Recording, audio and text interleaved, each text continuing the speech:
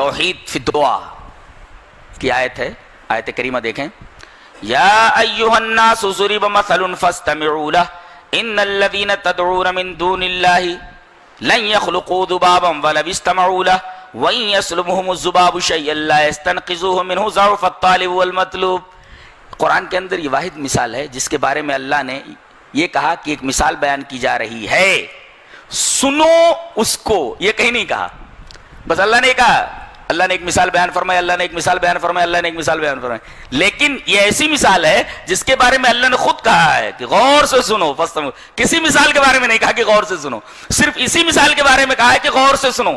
اس کا مطلب ہے کہ اس آیت کریمہ کے اندر کچھ غور و فکر کا سامان موجود ہے۔ کیا ہے؟ اس آیت کریمہ میں دو چیلنجز دیے گئے ہیں۔ پہلے ایک چیلنج جو ہے پہلا والا بہت سخت ہے، بہت ہی ہارڈ ہے، اس کو کر ہی نہیں سکتا کوئی۔ دو چیلنجز، پہلا چیلنج بہت ہارڈ ہے اور دوسرا چیلنج وہ بھی ہارڈ ہی ہے لیکن تھوڑا کم ہے، اور کہا کہ اگر ان دو چیلنجز کو کوئی قبول کر لیتا ہے تو وہ عبادت کے لائق۔ اللہ نے فرمایا یا ایھا الناس ضرب مثل فاستمعوا له، اے دنیا کے تمام انسانوں تمہارے سامنے ایک مثال بیان کی جا رہی ہے، اسے غور سے سنو۔ کیا؟ ان الذین تدعون من دون اللہ، اللہ کے علاوہ جن کی تم عبادت کرتے ہو، جن کو تم پکارتے ہو، جن سے تم دعا کرتے ہو، جن کو تم فریاد رس مانتے ہو، غوث مانتے ہو، مشکل کشا مانتے ہو، اپنا حاجت روا مانتے ہو، جن کے سامنے تم دست سوال دراز کرتے ہو، جن کے سامنے تم سجدہ ریز ہوتے ہو، جن کے آستہ کے اوپر تم اپنی پیشانی گھستے ہو، اور اللہ کے علاوہ جن جن لوگوں کی تم پرستش کرتے ہو، لن یخلقوا ذبابا ولو اجتمعوا لہ، یہ ایک مکھی پیدا کر کے بتا دیں۔ ظاہر ہے کہ ایک زندہ چیز کو بنانے کے لیے زندہ سیل کا ہونا ضروری ہے، لائف سیل ہونا ضروری ہے۔ ظاہر ہے کہ لائف سیل وہ خود زندگی کا حامل ہے، اس لیے کہ سائنسدانوں کی تمام کوشش کسی مردہ چیز سے، بے جان چیز سے جاندار بنانے کی تمام کوششیں سائنسدانوں کی رائے گاں ہو گئی، آج تک کوئی بھی بے جان چیز سے جاندار نہیں بنا سکا ہے۔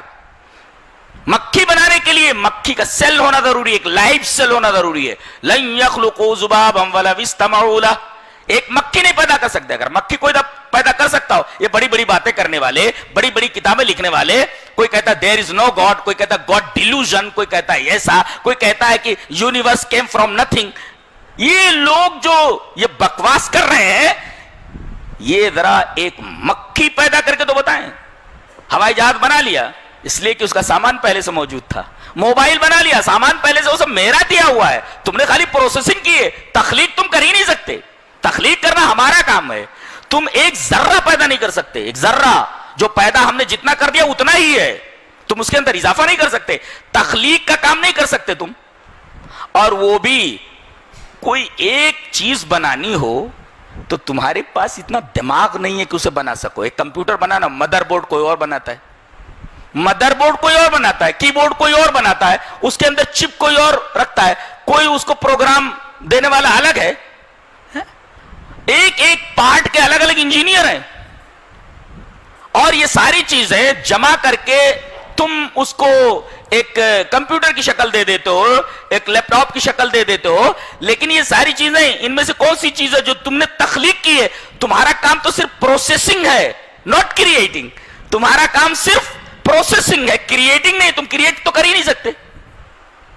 یہ ساری چیزیں کہاں سے لائے تم نے خالی جمع کر دیا ہے، بس تحقیق کی ہے، تم پروسیس کیا ہے، کیا اور تمہارا کام کیا ہے؟ تخلیق کر سکتے ہو تم۔ لن یخلقوا ذبابا، بڑی بڑی باتیں کر رہے ہو، ایک مکھی پیدا کر کے بتاؤ، کتنا بڑا چیلنج ہے یہ۔ دیر از نو گاڈ لکھ رہا ہے، کوئی خدا نہیں، بے احمق کہیں کے، یہ چیلنج دیکھنا، یہ چیلنج دیکھنا، گاڈ ڈیلوژن، گاڈ ایک واہمہ، اللہ کے بندے دلیل سے ثابت کرنا، قرآن ایک چیلنج دے رہا ہے، ایک مکھی بنا کے بتا، ایک مکھی بنا کر کے بتا دے۔ تو یہ بڑا ہارڈ چیلنج تھا، اس کو کوئی کر ہی نہیں سکتا، اس لیے کہ مکھی بنانے کے لیے زندہ سیل ہونا ضروری ہے، اور یہ ناممکنات میں سے۔ اس کے بعد دوسرا چیلنج، پہلا تو قبول کر ہی نہیں سکتا کوئی، دوسرا ذرا آسان ہے۔ کیا؟ یہ جو چڑھاوے تم ان کے پاس لے جا کر کے رکھتے ہو معبودوں کے کہ یہ کھائیں گے. کوئی ناریل لے جا رہا ہے, کوئی مٹھائی لے جا رہا ہے, کوئی زعفران کا لیپ کر رہا ہے. مشرکین کیا کرتے تھے؟ اپنے بتوں کو زعفران کا لیپ دیتے تھے. زعفران ویسے بھی کتنا مہنگا ہے. ان بتوں کو بیٹھے بٹھائے کیا مزے تھے ان کے. کسی شاعر نے بہت اچھا کہا, بتو شاباش دنیا میں خدائی اس کو کہتے ہیں. بتو شاباش دنیا میں خدائی, بتو شاباش دنیا میں ترقی اس کو کہتے ہیں. نہ ترشے تھے تو پتھر تھے, جو ترشے تو خدا ٹھہرے. واہ واہ, کیا ترقی ہے, کیا ترقی ہے. بتو شاباش دنیا میں ترقی اس کو کہتے ہیں. نہ ترشے تھے تو پتھر تھے, جو ترشے تو خدا ٹھہرے. واہ کیا ترقی ہوئی تمہاری. زعفران کا لیپ دیا جا رہا ہے, انسان کو کھانے کے لیے نہیں ہے. ناریل چڑھایا جا رہا ہے, کپڑے باندھے جا رہے ہیں, چادریں چڑھائی جا رہی ہیں, سارے کام ہو رہے ہیں. دودھ پلایا جا رہا, دودھ پینے کے محتاج ہیں بیچارے.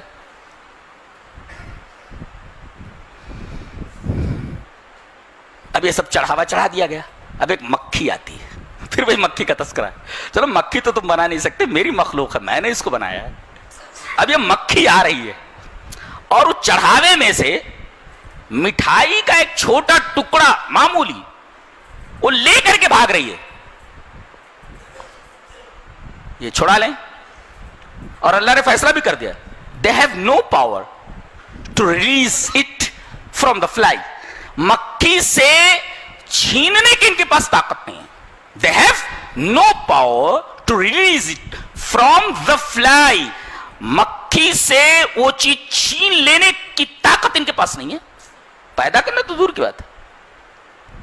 اس میں عجیب بات کیا ہے, دیکھو یہ کتنی بایولوجیکل اور میڈیکلی پروفڈ بات کہی گئی ہے. ہم جب غذا کھاتے ہیں, اس میں حیرت کی کون سی بات ہے وہ دیکھو. ہم جب غذا کھاتے ہیں تو پیٹ میں جانے کے بعد وہ جو ڈائجسٹو سسٹم ہے, نظام ہضم ہے, وہ اس کو ہضم کرتا ہے. غذا جب اندر جاتی ہے تب جا کر کے نظام ہضم اس کو ہضم کرتا ہے, اندر جا کر کے غذا ہضم ہوتی ہے. یہ معاملہ الٹا ہے, اس لیے کہ مکھی کے میدا ہی نہیں ہوتا ہے.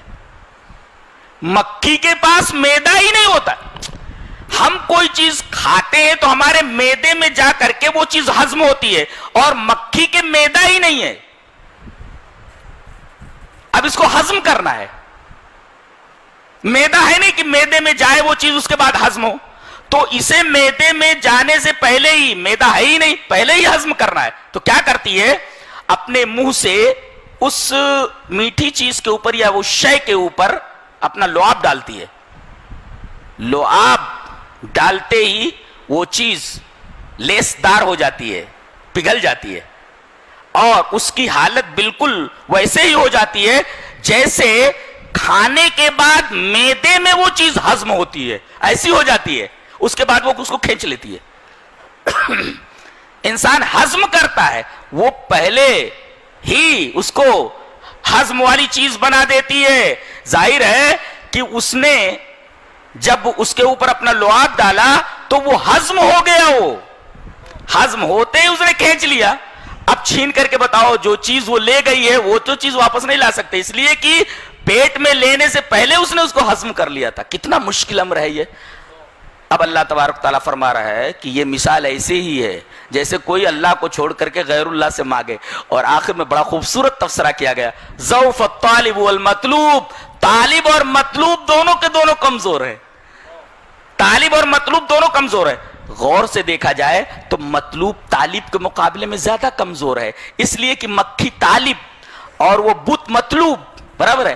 اب ظاہر ہے کہ یہ تو لے کر بھاگ سکتی ہے, لیکن وہ اتنا کمزور ہے کہ اپنی جگہ سے ہل نہیں سکتا کہ مکھی کو پکڑ لے. پتہ یہ چلا کہ طالب سے زیادہ کمزور مطلوب ہے. تو اللہ یہ فرما رہا ہے کہ تو کمزور ہے ہی, جس سے مانگ رہا ہے وہ تو تجھ سے زیادہ کمزور ہے. اور یہ دنیا کی سب سے بڑی بیوقوفی ہے کہ آدمی اپنے سے کمزور سے کوئی چیز مانگے.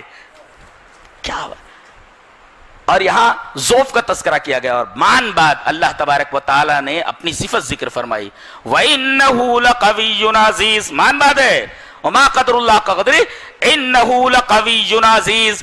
ذوف کا تذکرہ کرنے کے بعد کہ اللہ کے علاوہ جتنے بھی معبودان باطلہ ہیں سب ذوف کا شکار ہیں، سب عجز کا، کمزوری کا شکار ہیں، اور صرف ایک ہی ہستی ہے جو قوی ہے، جو طاقتور ہے، وہ اللہ تبارک و تعالیٰ ہے۔ وَإِنَّهُ لَقَوِيٌّ، ذوف کا عین اپوزٹ، ضعیف کا عین اپوزٹ قوی ہے۔ لہذا آدمی عقل مند وہی ہوتا ہے جو قوی کے سامنے دستے سوال دراز کرتا ہے، وہ آدمی دنیا کا سب سے بڑا بے وقوف ہے جو اپنے سے زیادہ کمزور کے سامنے ہاتھ پھیلا کر کے کچھ مانگ رہا ہو۔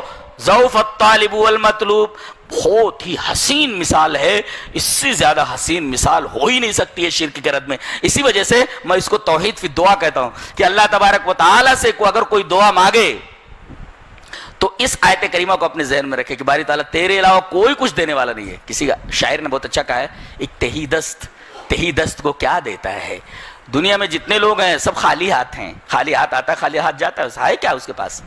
آتا ہے تو بھی خالی ہاتھ آتا ہے، جاتا ہے تو بھی خالی ہاتھ جاتا ہے، تو تہی دست ہے وہ۔ تہی دست مطلب جس کا ہاتھ خالی ہو۔ ایک تہی دست کو کیا دیتا ہے؟ اس سے مانگو جو ضرورت سے سوا دیتا ہے۔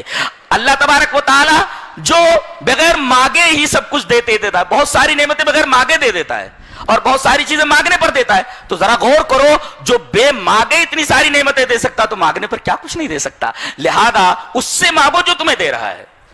یہ بہت ہی پیاری آیت ہے قرآن حکیم کی، اسی وجہ سے سچ مچ اللہ نے یہ فرمایا کہ اسے غور سے سنو، سچ مچ غور سے سننے کے لائق ہے۔